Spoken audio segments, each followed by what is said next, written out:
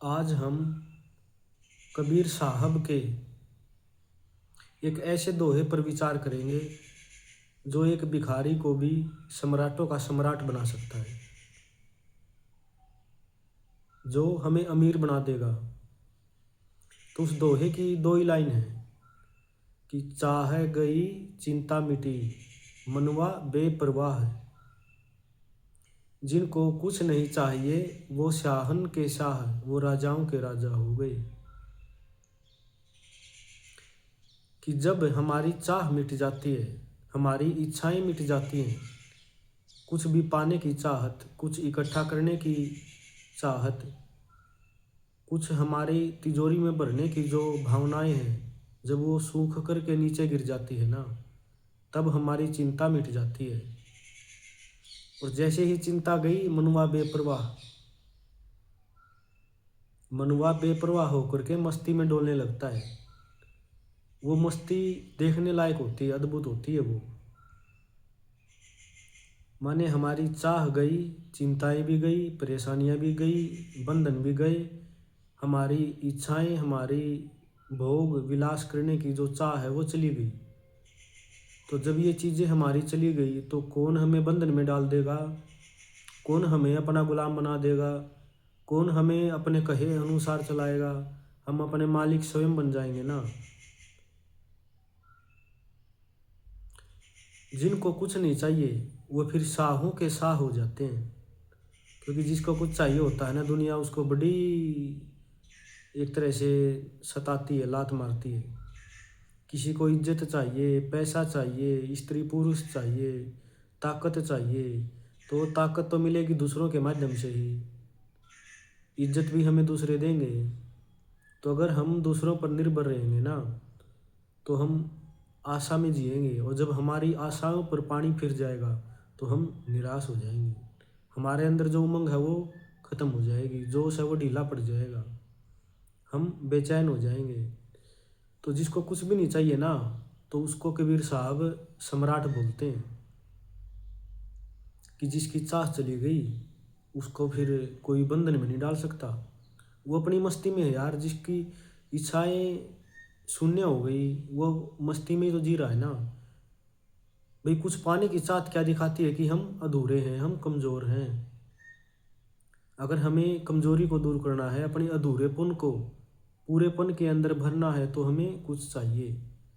और जैसे ही हम कुछ किसी भी चीज़ के पीछे भागते हैं ना, तो हम उससे जुड़ जाते हैं, उसके गुलाम हो जाते हैं। तो हमें दुनिया के सामने झुकना भी पड़ेगा, उनकी सुननी भी पड़ेगी, उनके कहे अनुसार चलना पड़ेगा, एक तरह से बंधन में बंधना पड़ेगा। तो ये दोहा बहुत ही समझने के लिए केवल दो ही पंक्तियां हैं, लेकिन इसमें एक तरह से ये मंत्र है। एक तरह से मस्ती में जीना है तो सभी हमारी जो चाहत है उनको ख़त्म करना पड़ेगा। और एक बात और मुख्य यहाँ मायने रखती है कि हमारी चाह कैसे ख़त्म हो। हमारी इच्छाएं हमें जीने भी तो नहीं देती ना। और ये खास बात है, अगर हम अपनी इच्छाओं को दबाएंगे ना, अपनी जो कुछ भी पाने की चाहत है उसको दबा देंगे, तो फिर वो हमें ऐसा ऐसा फटकारेगी, ऐसा लताड़ेगी हमें वो चाह, वो इच्छा। इच्छाओं को दबाया नहीं जा सकता, इच्छाओं को समझा जा सकता है। भाई हमारी हजारों इच्छाएं आज से पहले पूरी हो चुकी हैं। आज तक कितनी इच्छाएं हमारी पूरी हो गई, लेकिन हमें संतोष तो नहीं मिला ना, न संतुष्टि मिली। एक इच्छा पूरी हुई तो उसके बाद 5 इच्छाएं और जन्म ले लेती हैं। कितनी वस्तुएं हमें मिली भोगने के लिए, कितने हमें खाद्य पदार्थ मिले, हमारा मन नहीं भरा। जो हमें मिला ना वो हमें छोटा ही लगा, जो हमें मिल गया उसकी हमने कोई कदर ही नहीं करी। तो हम ये सोच रहे हैं कि आगे जो हम सोच रहे हैं कि वो मिल जाए, ये मिल जाए, कि शायद उससे मेरा मन भर जाएगा। बिल्कुल भी नहीं भरेगा। जब आज तक नहीं भरा तो आगे कैसे भरेगा। हमें प्रकृति ने भोजन दे दिया, एक टाइम अगर हम पानी नहीं पिए, खाना नहीं खाएं, तो हम कुछ बोल भी नहीं सकते। हम इतने कमज़ोर हो जाते हैं कि चक्कर आने लगते हैं। तो हमने भोजन करते समय क्या प्रकृति को धन्यवाद दिया? नहीं दिया। क्या ये चमत्कार नहीं है कि हम डेली भोजन कर रहे हैं और हमें अपनी माँ दे भी रही है? अगर हमारा शरीर स्वस्थ है तो इससे बड़ा चमत्कार और क्या हो सकता है? इससे बड़ी और इच्छा हमारी क्या हो सकती है कि जब हम स्वस्थ हैं तब भी हम मस्ती से नहीं भर सकते? तो मस्ती प्राकृतिक होती है। अगर वो मस्ती चाहिए ना प्रकृति, वो अपने आप आ जाती है। उसके लिए कुछ मदिरा पान नहीं करना पड़ता, कोई नशा नहीं करना पड़ता। वो उस मालिक की देन है। लेकिन वो मस्ती के लिए हमें स्वच्छ होना पड़ेगा, साफ होना पड़ेगा।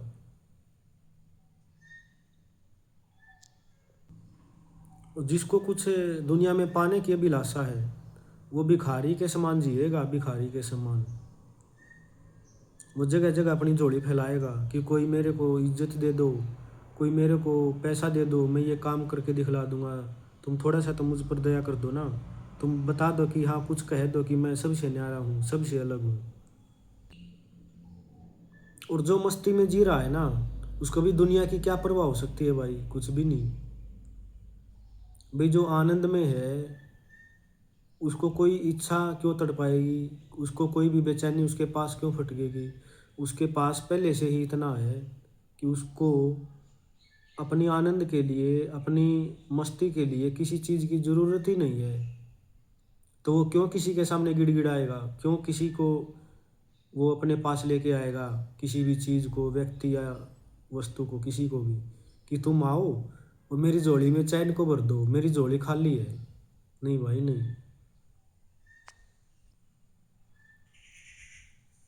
अ, हमारी पाने की चाहत इस बात को दर्शाती है कि हम प्यासे हैं, हमें पानी चाहिए। हम भूखे हैं, हमें भोजन चाहिए। उस भोजन को, उस पानी को ही तो ईश्वर बोलते हैं ना, जो हमारी चैन मिटा दे, हमारी प्यास को बुझा दे, हमारी भूख को मिटा दे, हमारे अंदर की जो है तृप्ति है उसको तृप्ति में बदल दे। उसी को ईश्वर बोलते हैं।